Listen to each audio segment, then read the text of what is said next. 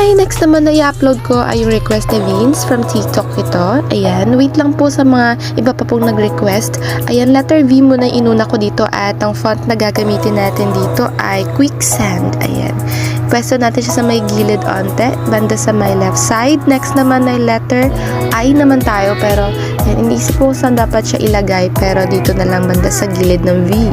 Next naman ay letter N and dulo green yung ginamit kong font dito. Ayan.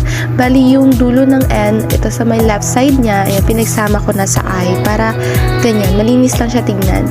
And then letter C, ayan, hinahanap ko saan pwesto ba siya pwede or dito or dyan.